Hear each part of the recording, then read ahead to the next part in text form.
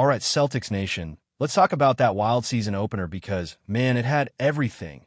Energy, frustration, and that classic mix of hope and heartbreak we come to know so well in Boston. The game started off with real promise. You could feel it in the way the team came out, locked in, aggressive, moving the ball around like they had something to prove.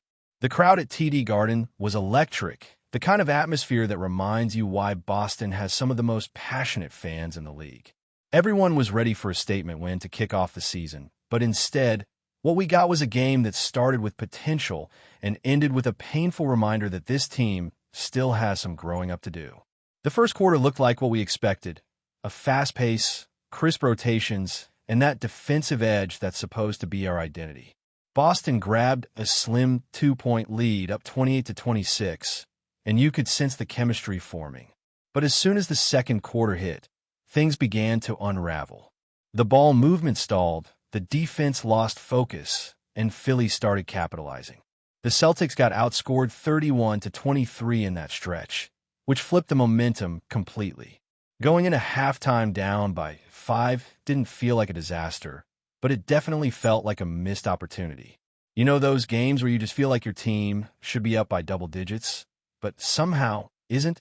That was exactly the vibe. Then the third quarter hit, and for a moment, it looked like the Celtics had snapped out of it.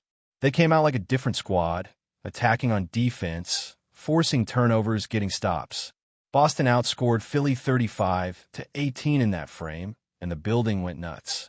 It was the kind of third quarter that makes you believe this group can hang with anybody. They were rotating well, crashing the glass, and finally showing that trademark Celtics toughness. And then, somehow, the fourth quarter happened. Out of nowhere, all that defensive intensity vanished. The Sixers exploded for 42 points in the final 12 minutes. It felt like every possession ended with Tyrese Maxey or the rookie VJ Edgecombe knocking down another shot. And by the time the final buzzer sounded, you could almost hear the collective groan of every fan who's watched this team give up a lead in crunch time before. That fourth quarter collapse was brutal. I don't care if it's the first game of the season. That's the kind of finish that leaves a mark.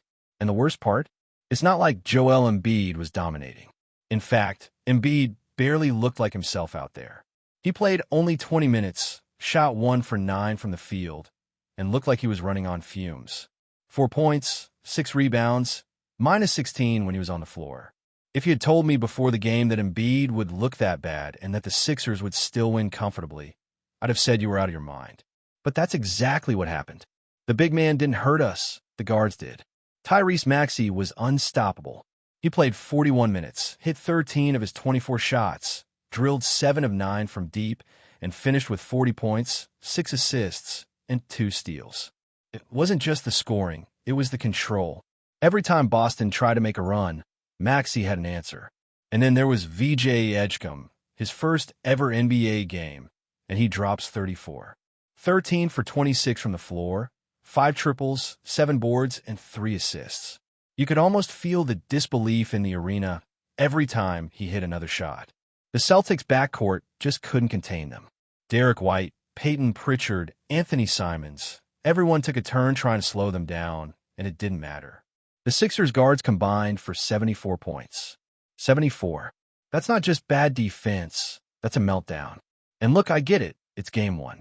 You don't want to overreact. But it's hard not to when you see the same movie play out again. The Celtics spent the entire offseason talking about getting tougher, being more connected, finishing games strong. And then, night 1, they give up 42 points in the fourth quarter and look lost on defense. You can't have that, especially against the Sixers team missing its 2 biggest stars for most of the night. That's the type of game you should lock up by the middle of the fourth and cruise home. Instead, it turned into a track meet that Boston couldn't win. Offensively, there were flashes. Derek White was aggressive, Jaylen Brown had moments, and Neemias Queta actually gave them a spark inside. Queta went 7 for 8 from the field with 17 points and 8 rebounds, bringing some nice energy off the bench. But outside of that, the shot selection was rough. The Celtics shot only 25% from 3, 11 for 43. You can't survive that in today's NBA, especially when your defense is giving up open looks on the other end. Philly, meanwhile, hit 40% from deep. The Sixers finished with 23 assists compared to Boston's 16, and that tells the whole story. The ball just wasn't moving. Too much isolation, too many forced jumpers, not enough rhythm.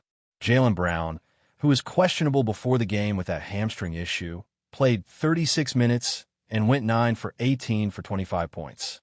But you could tell he was holding back a little, maybe still not fully comfortable pushing off that leg. Pritchard and Simons, who were supposed to bring that offensive punch off the bench, combined for just 29 points and went 3 for 13 from deep. If your guards aren't defending and they're not hitting shots, you got a problem. And that was the story of the night. Philly's backcourt dominated both ends, and Boston's couldn't keep up. Another thing that stood out was the rotation. Joe Mazzulla went with a tighter lineup than expected. The main trio, Brown, White, and Pritchard, each logged over 35 minutes. Simons came off the bench for 32, but after that, the minutes dropped off fast. Chris Boucher got 16, Xavier Tillman 16, Josh Minott 14. It felt like the bench never really found a rhythm, and the offense stagnated whenever the starters sat. Maybe it was matchup-based, maybe just early season adjustments, but it didn't click. And I know it's only one game, but the defensive numbers were concerning. Letting two guards torch you for 70-plus points? That's a red flag, especially when you were supposed to have improved perimeter defense this year. The rotations were slow, the help defense was late, and too often, Boston let guys walk into uncontested jumpers. The rim protection wasn't much better either. Even though Quetta battled on the glass, too many easy drives turned into layups. Philly shot 45% overall, and most of that damage came in the paint or off transition. It's frustrating because there were stretches where the Celtics looked like the better team. More depth, better spacing, more energy. But the lack of consistency is what killed them. They'd have 3 good possessions, then 2 lazy ones. It's the same inconsistency that's haunted this team in recent years. You can see the potential, but potential doesn't win games if you can't finish strong. Now, credit where it's due. Tyrese Maxey looks like he's taken another leap. That guy has All-NBA written all over him if he keeps playing like this. He controlled the pace, made smart reads, and punished every defensive mistake Boston made. And for VJ Edgecombe, what a debut. Scoring 34 points in your first professional game at TD Garden against a team known for its defense. That's making a statement. For Boston, though, this one hurts because it was there for the taking. You had the lead heading into the fourth, you were playing at home, and you let it slip. It's only game 1, sure, but these early losses add up when playoff seeding comes around. Teams like Philly, Milwaukee, and New York aren't going to make it easy. If Boston wants to hang with that upper mid-tier of the East, they can't afford to give away games like this. Not when Embiid barely plays and Paul George isn't even on the floor. There were positives, the effort early, the third-quarter run, the rebounding battle. They actually won 42-40. But the bigger picture is about execution. You can't keep letting games come down to defensive collapses in the fourth quarter. The Celtics have the talent.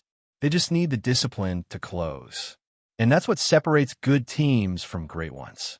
Now they've got to turn the page quickly because the next challenge doesn't get easier.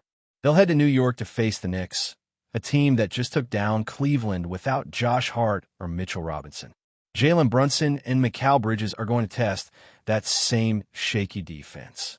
And if Maxey and Edgecombe lit them up like that, you can bet Brunson and Bridges are licking their chops. Boston fans know how to ride the highs and lows, but man, that one stung. You don't want to panic, you don't want to jump to conclusions after one game, but it's hard not to feel like the Celtics let one get away. The pieces are there. The chemistry's building. But until they learn how to finish games like this, we're going to keep having the same conversations. Games where they look brilliant for 36 minutes and then forget how to defend when it matters most. What makes this loss sting even more is that it exposed a lot of the same problems Boston fans have been talking about for years. When things start to slip, the offense becomes predictable, the defense loses its shape, and there's no one who quite takes over to steady the ship. You could feel the tension in that fourth quarter. Every missed shot seemed heavier, every defensive lapse more costly. It wasn't just that the Sixers were making tough shots. It was that Boston wasn't responding with the same urgency. And you can't expect to win close games in this league if you let the other team dictate the tempo down the stretch. What's frustrating is that this team is supposed to have learned these lessons by now.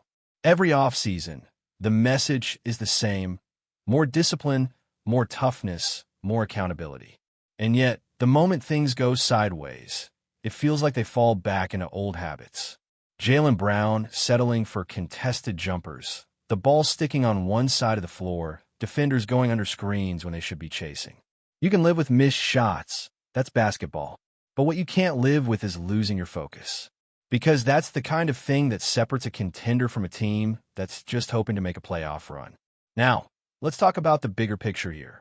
It's only one game, and nobody should be writing the season off in October. But the Eastern Conference is loaded, and every win counts. You can't afford to hand games away like this, especially against teams that are missing their stars. Philadelphia, without a healthy Joel Embiid and no Paul George, should not be dropping 42 points in the fourth quarter against a team like Boston. That's unacceptable. And the thing is, it wasn't just a bad stretch. It was a total collapse of defensive communication. Guys were late on rotations, getting caught on screens, losing track of their man. It looked like preseason basketball, not the regular season opener. Still, there were some bright spots. Nemias Quetta looked strong and confident inside, and for a guy who's still trying to carve out a consistent role, that's a good sign. Derek White, even though he struggled from three, continued to play with effort on both ends. Jaylen Brown got through the night without aggravating that hamstring, which is huge. But the rest of the group looked like they were stuck in neutral. The energy from the third quarter never carried over, and you could see the frustration building on the players' faces as Philly's guards kept knocking down shot after shot. Tyrese Maxey deserves credit, though. He's turned himself into one of the most dangerous guards in the league, and his confidence is sky high. Every time Boston tried to adjust defensively, he had a counter. He played with poise, with maturity, and honestly, he just looked like the best player on the floor. And when a rookie like VJ Edgecombe drops 34 in his first game, it says as much about his talent as it does about how shaky Boston's perimeter defense really was. The Celtics allowed him to get comfortable early, and once he found his rhythm, it was over. But before we continue, please remember to subscribe to the channel and give the video a like. Your support helps us keep bringing you the latest news about the Boston Celtics. Feel free to share your thoughts on the news in the comments as well. In what could become the shockwave trade of the NBA season, whispers from inside the league suggest the Boston Celtics are making a bold move for Karl Anthony Towns, the towering center currently with the New York Knicks. Sources close to team executives hint that the Celtics are seriously pursuing a deal that would send Boston into a new stratosphere of championship contention. While no official announcement has been made, the murmurs are growing louder, and fans are already buzzing on social media with speculation and wild scenarios. According to insiders, Boston's front office has been quietly exploring multiple trade packages to bring Towns to TD Garden. The Celtics, known for their mix of veteran savvy and young talent, could be looking to pair Towns with Jason Tatum and Jaylen Brown, forming a trio that could rival some of the league's most dominant super teams. The Knicks, on the other hand, are reportedly open to discussions, though they are weighing the value of what it would take to let go of their franchise center. The potential blockbuster has stirred conversations across sports networks, with analysts debating whether this move could finally tip the Eastern Conference balance in favor of Boston. Towns, a versatile big man with scoring, rebounding, and defensive skills, could offer the Celtics a new dimension in the paint, complementing their perimeter-heavy offense. Sources suggest that the Celtics might offer a combination of young prospects and future draft picks to seal the deal, though details remain murky. Fans are already imagining what a Celtics team led by Tatum, Brown, and Towns would look like. Some envision record-breaking runs through the playoffs, while others caution about chemistry concerns and salary cap implications.